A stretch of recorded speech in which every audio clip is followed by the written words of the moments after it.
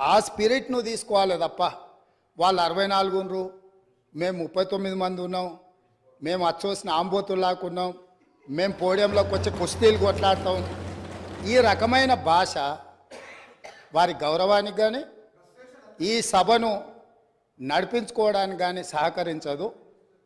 రెండవ అంశం, పదే పదే గత పాలన గురించి గత ప్రభుత్వాల గురించి మాట్లాడుతున్నాను. సరే, వారు ఏం మాట్లాడతారో మొత్తం విన్నాక రిప్లై చేద్దాం అనుకున్నాను. కాకపోతే నా రిప్లై కోసం వారు తహతహలాడుతున్నారు. గత పాలనలో యూత్ కాంగ్రెస్ వైస్ ప్రెసిడెంట్గా కల్వకుంట్ల చంద్రశేఖరరావుకు అవకాశం ఇచ్చిందే కాంగ్రెస్ పార్టీ. సింగిల్ విండో డైరెక్టర్గా ఎన్నికల్లో పోటీ చేయడానికి ఇస్తే కాంగ్రెస్ పార్టీ తరఫున నిలబడి ఓడిపోయిందే చంద్రశేఖరరావు. గౌరవ ముఖ్యమంత్రి గారు మరి ముఖ్యమంత్రి అయిన తర్వాతనన్నా కొద్దిగా మర్యాదకరంగా మాట్లాడతారేమో అనుకున్నా అధ్యక్ష. కానీ కొన్ని ఊహించలేము అధ్యక్ష, కొన్ని ఊహించలేము. ఎందుకంటే కొంతమందికి అది సాధ్యం కాదు. ఎందుకంటే వారికి అర్థమైంది అధ్యక్ష. ఎందుకంటే తెలంగాణ తెచ్చిన నాయకుడిని పట్టుకొని కల్వకుంట్ల చంద్రశేఖరరావు అని ఏకవచనంతో మాట్లాడతారు.